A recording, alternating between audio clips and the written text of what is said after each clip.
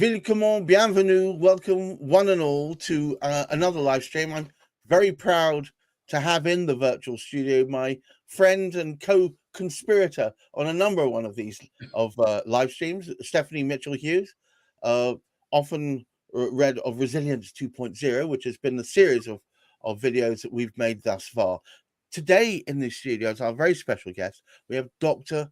Monica Cox. Now, before we get into it, I want to say that we are led by one phrase, which is they tried to kill us and then told us we liked it. Stephanie, you're up. Explain what you mean. Well, and I can tell you, Dr. Monica Cox is in my estimation, a powerhouse. And I'll also say that she attended years later Spelman College, as did I. But one of the things that the reason that this is the title, it is based upon a quote from the folklorist, author Zora Neale Hurston. And it's about what if you allow people to treat you badly, to torture you, to mistreat you, to gaslight you, if you allow that to happen, they will attempt to destroy you and then turn around and say that you liked it. And so it is the plight, it is oftentimes the clarion call, if you will, that Black women in particular face and other women of color face in certain spaces. And Dr. Monica's story, and I followed her work for a number of years now. And in her voice, a very direct and authentic voice, she has shared what she has been through and told the truth about that experience. So you can go ahead, Dr. Monica, and tell the audience, because I know about your background, and so you tell us about your background and what it is that you do. Yeah, thank you so much to my Spelman sister. Thank you so much, Gareth, for having me today. I am a professor, an engineering professor by day, and I have become an entrepreneur, a coach, a consultant, and so many other things as a result of my experiences that Stephanie mentioned earlier. I have always wanted to be a university president. I'll say that. Our former president at Spelman College was amazing, Dr. Johnetta B. Cole. And when I met her, I said, this is what I want to do. So that led me on the path that I took into higher education. So I have a background in mathematics from Spelman. I'm an industrial engineer with a degree from the University of Alabama. I have a PhD in leadership and policy studies from Vanderbilt University. And I have worked at 2 Big Ten institutions where I was a first to earn tenure at Purdue University, and now, and then I was the inaugural department chair 10 years later at the Ohio State University. And so all of this happened before I was 40 years old. So I just thought I was on the fast track. But unfortunately, the environment that I entered in my most recent organization was not what I expected it to be. And that started a movement that I called Stop Playing Diversity. It came from a place where when I interviewed at that organization, I was very particular about whether I would be received as someone who blogged, as someone who had social media, as someone who was authentic and outspoken and did not believe in performative diversity. Was this a place that could engage with me, that could support me, that could nurture me, that could allow me to be the leader that I needed to be with all of that? So over time, I realized that there was a lot of tension, that this was not the place where I could thrive. It was not the place where who I was accepted. and nurtured, and it caused a lot of mess. And I'll just kind of conclude this part of the segment by saying that the quote that you have is one that I put on the bottom of my emails, my work emails. Ah, Even as I went through what I went through after 2020, that was it. So anyone who contacted me in that organization would see that Zora Neale Hurston quote, and they could speculate. They could think, why does she have such an aggressive, assertive quote? It's because there was a story, and I would not allow and do not allow anyone to tell a story of what my experience was like in that organization. well, what's interesting to me, you used an expression I've heard before, but I'd love you to define it for a wider audience. Performative diversity. Yes. Would you define it in such a way that a poor little brain man like me can understand it, because I don't know it properly? Yes. So performative diversity reminds me a lot of acting. So if you think about anything like performing, it is something that is like metaphorically a mask. So it's not authentic. It is something that appears to be one way, but is not.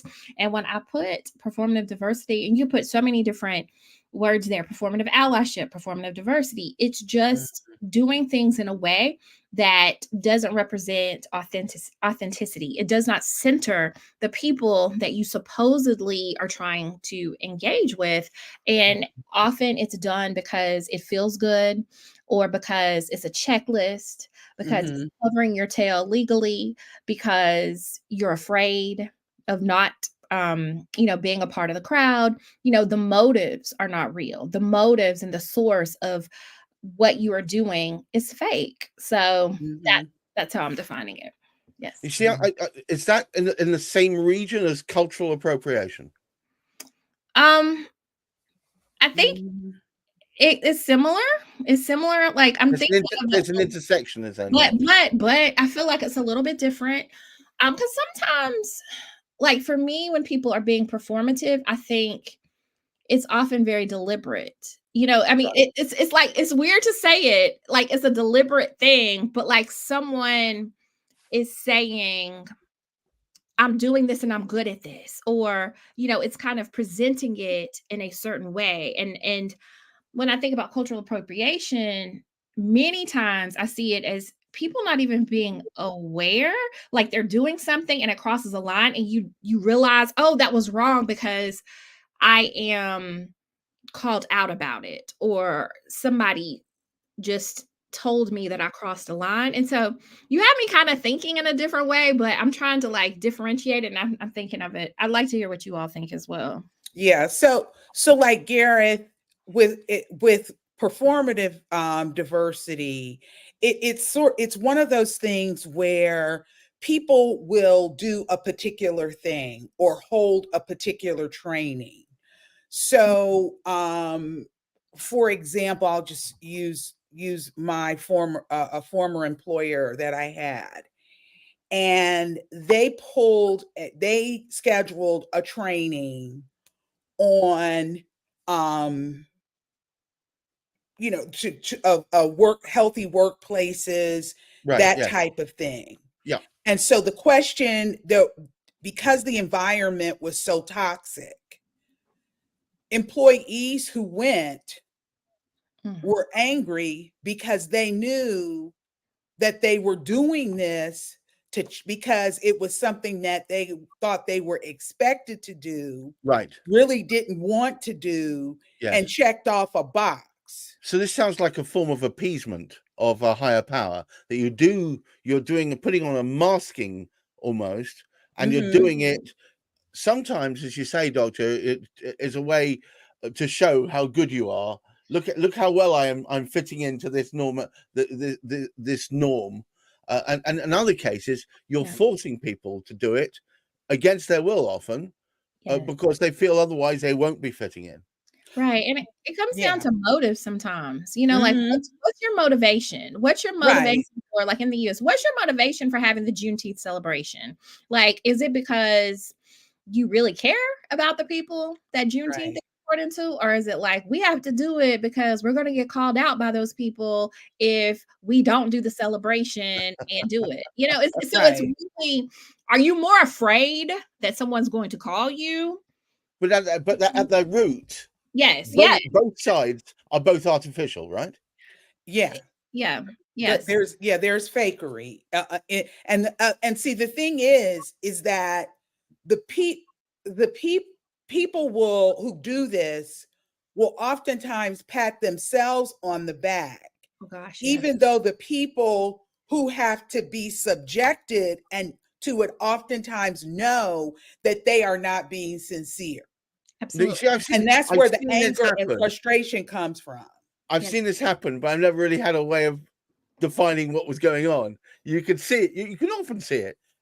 It's slightly irritating, frankly. It is. Yeah.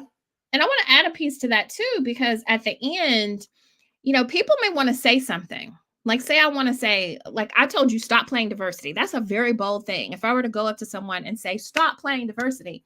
But many times, the people who are targeted or the ones who are impacted by this are not, one, allowed to say Right. this Right. without penalty. And so that's Exactly. where some of this tension comes in, Mhm. because yes, you violated something that was very important to me, or I think that you're playing, or I think that you're wasting my time. But if I dare tell you, not only are you not authentic with your motives, you don't have the humility to receive Exactly. my saying you missed the mark. So that's Exactly. how you know it's performative, because there is that aspect of teachability, vulnerability, humility, accountability, all the illities that that you know come Absolutely. together. It's an ility fest. It is to say that I'm doing this for you. So I Right. often tell people, like, I have an accomplice academy where I want to teach people how to do this. I say there are three things that I primarily tell people. I said, one, it's about systemic change. If you're focused on just a one-off thing and you're not caring about making the entire system better, then you're not, you know, an accomplice, an equity accomplice. Two, who is being focused? Are you the focus? Oh, Mhm. for example, I'm the leader and I gave the money for the Juneteenth celebration. Is it about the people you're celebrating, or is it about you? And if it is about the people you are celebrating, then they will have a part in saying what they want the celebration to look like. And I think Stephanie mentioned this earlier. And the third thing comes back to risk. I think whenever you are doing this work really well, it's high risk, because look at what I told you. If I tell someone stop playing diversity and that person is a supervisor and is in charge of my raises, my title, and Right. my presence in an organization, that's a risk. That's a risk for anyone to say you got it wrong.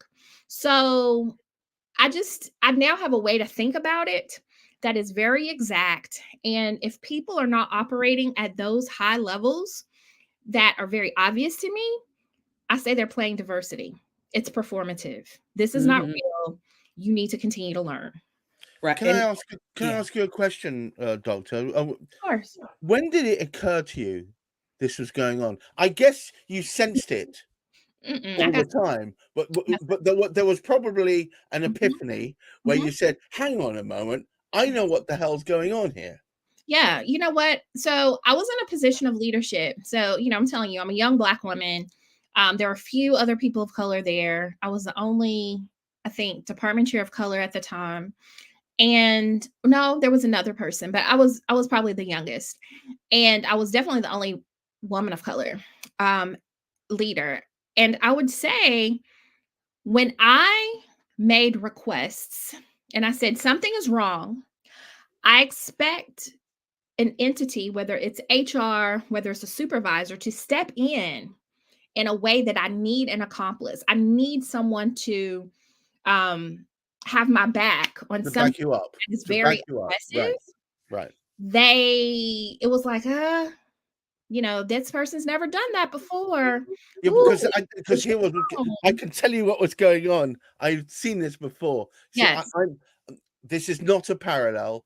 and I'm not in no way trying to parallel my own circumstance. I'm neurodiverse, as Okay. you know, Okay. and I'm also Jewish, not Okay. Israeli Jewish, Jewish, old Jewish, Okay. and I come from two minority groups, Mhm. and when people suddenly realize, or I tell people up front, I often give them a caveat. Suddenly, they put on what I would say is kind of like a performance. So, Mm. oh yes, I know all about that. We have to do this for you, don't we? And you poor thing. And it's Mm. it makes me laugh as much as it irritates me. But I can imagine you see this a lot. Yeah, absolutely. And you know, and it's funny because in situations like that, I think, man, it is so difficult for people to realize that an experience could be different for someone who doesn't represent what they consider to be the norm. You know, just because someone treats another person with respect and they didn't treat me with respect, that's not automatically on me. Could it be something about that person? Could it be something about their biases? Could it be something about what they have been exposed to? And I felt so often there was a push for me to assimilate, for me to be something other than who I told them I was. Absolutely, And I'll tell you, absolutely. as a woman who had by that time lived 40 years, I knew what I needed to do to succeed. I had my blueprint. I had the path. There's a way I have to speak. There's a way I have to show up. There's a way I have to Right. dress. There's a way I have to send emails and lead. Like that is my style. But I truly believe that people expected me to lead like a white man. And there is no way I can do that. That does not succeed for me. That does not allow me to succeed. That does not work for me. That is not me. And I should have a right to lead with my Southern voice, with my joy, with my smile, with my jokes. This is me. This is my leadership. Well, it's inauthentic otherwise, isn't it? I mean, let's face it. Exactly. I didn't come here to be an actor. You would be propagating a lie, and at some point, as we Absolutely. all know, lies are found out, and then what comes up underneath, you're going to have to face it eventually. So, Right. Stephanie, I see a lot of parallels in a lot of the conversations we've had in the past, Mm-hmm. situations you found yourself in. Exactly. And A that's lot. why, I mean, I've always identified, and what Dr. Monica talks about, what she writes about, what she says, it resonates with me because it's been my path for so much time. I mean, it's like when you told them who you were, Oh, you absolutely. told them what They you got it. needed up They got front. it. And Yes. then they essentially lied to you and said, oh, yeah, okay, yeah, we can do that. And because of who they are and what have you, there's no reason, I guess, to really question that.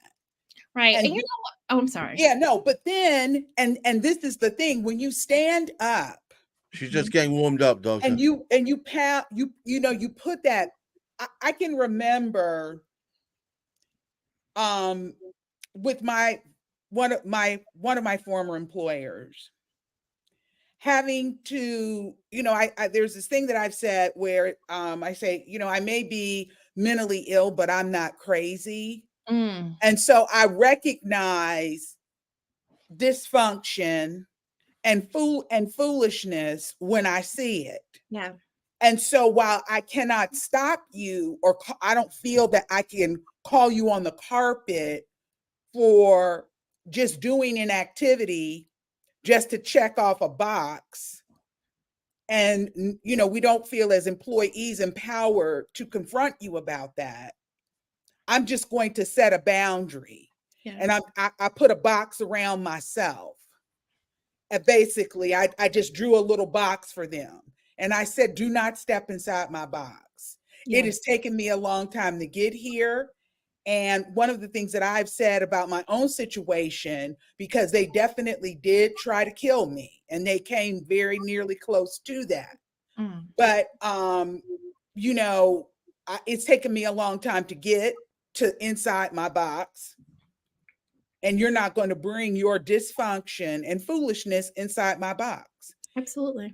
I'm just not going to let you do that. And the one thing I can say is that if I did not have the work and life experience that I had, the environment would have destroyed me.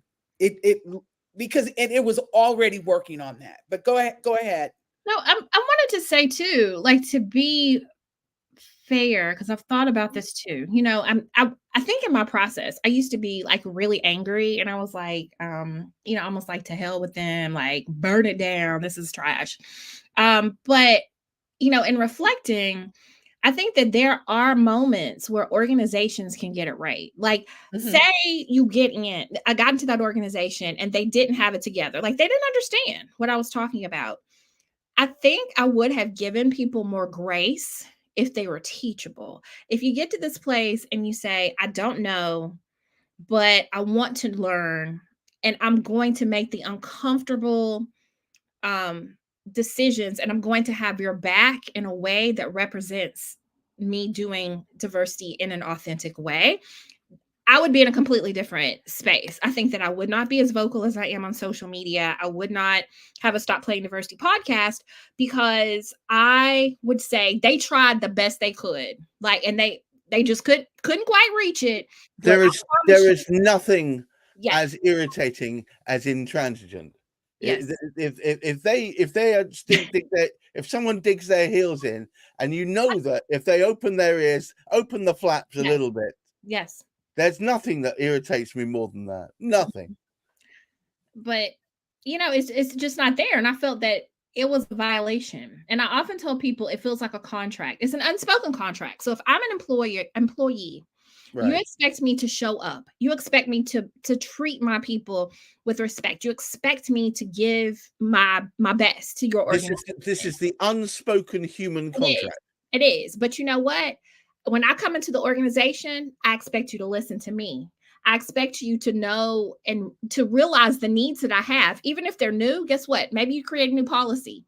Maybe you do something different. But if you want me to belong in this space and thrive in this space, you make the adjustments for me to be welcomed and to be a part of this community. And I think there's an assumption. A lot of organizations, dare I say, there's an assumption that the traffic only goes downwards.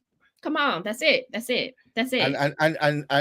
I think, I don't know whether you're being too modern, Doctor, but yeah. I think what you're assuming is that they have opened up the gates to allow traffic in both directions. You know what it is? I thought about this too, and I had a quote, and I don't have it in front of me, but I'm going to paraphrase. It's all good. I said it yesterday, and I said, you know what?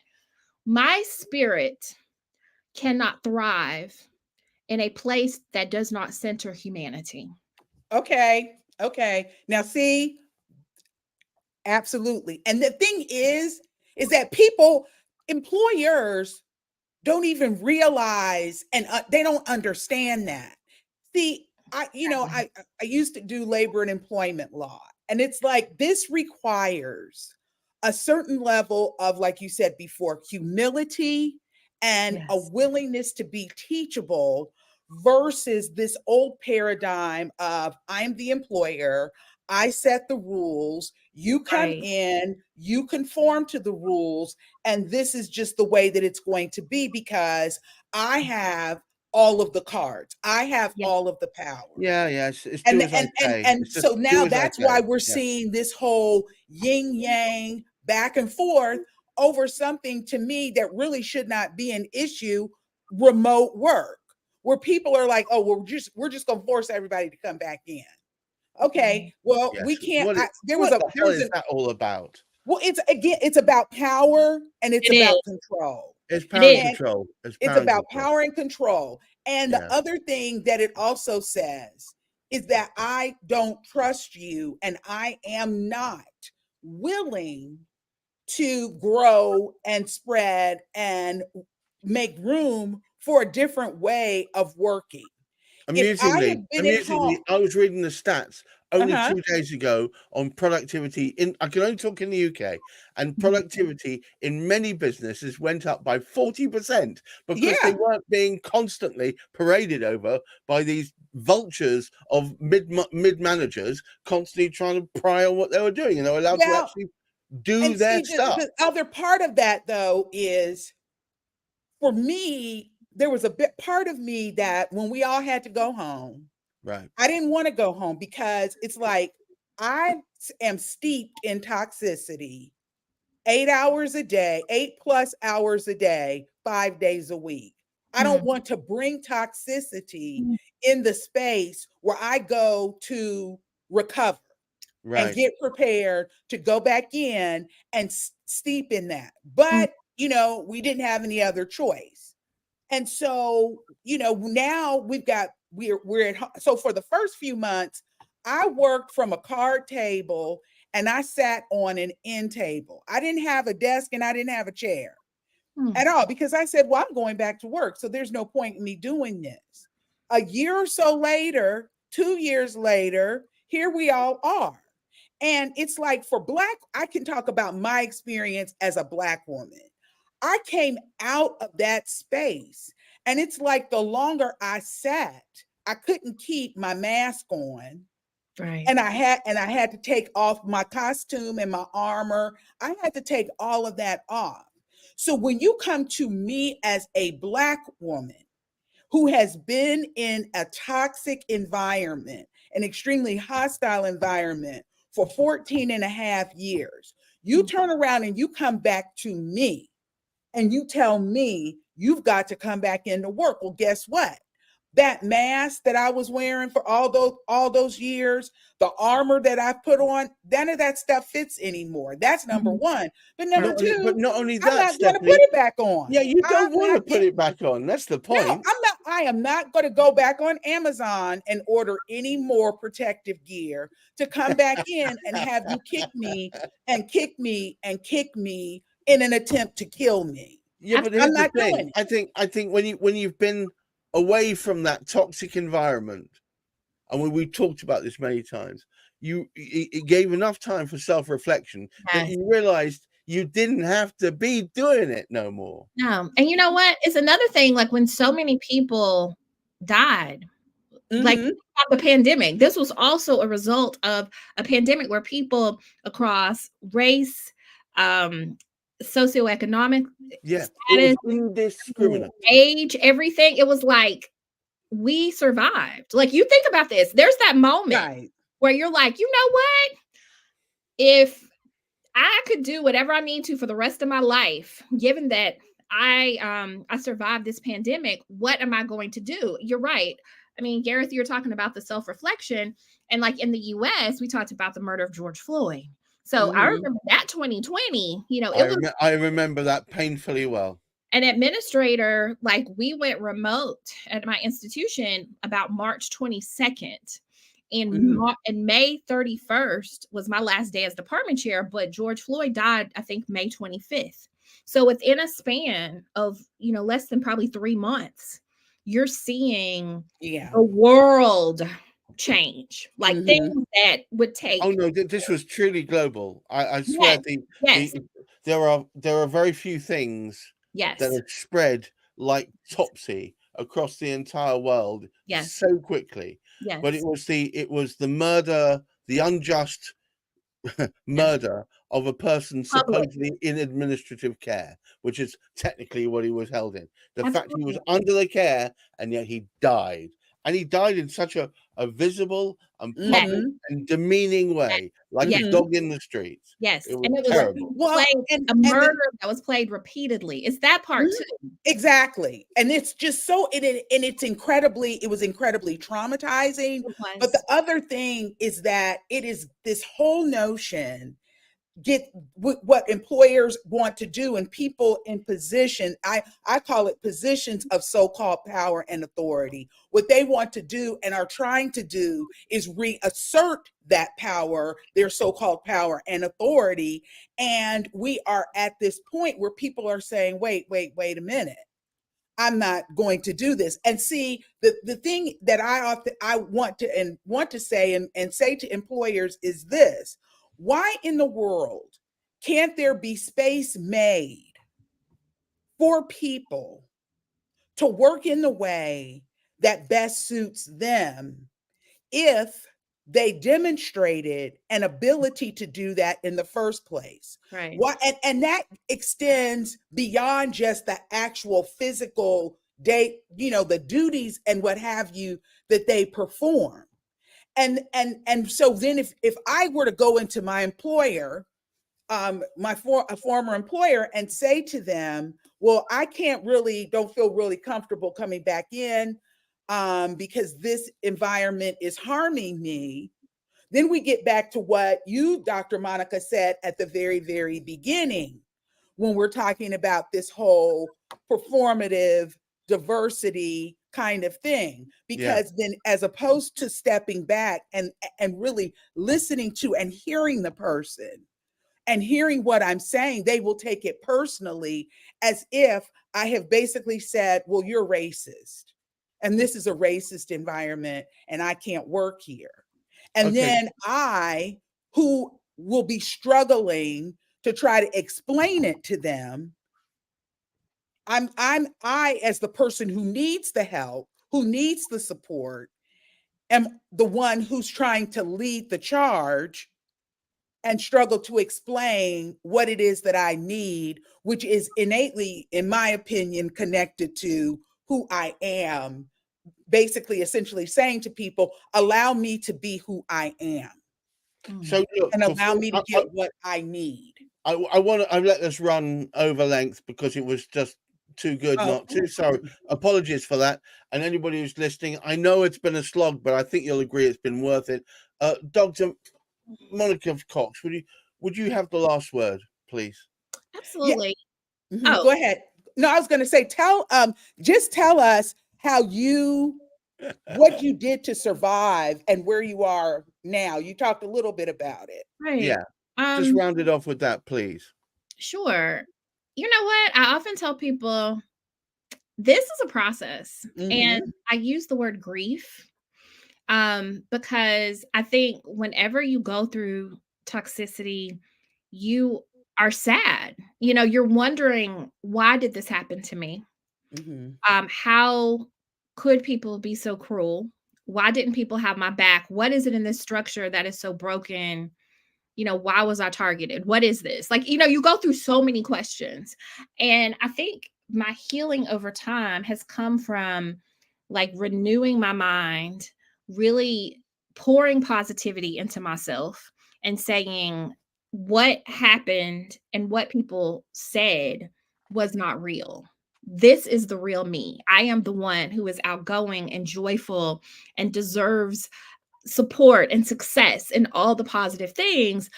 That's what kept me going. That's what motivates me to speak my words and to speak them so powerfully, because I know that what I am saying is resonating. And let me tell you, at least 5 times a week, someone contacts me thanking me for having the courage to speak what they feel that they can't speak publicly.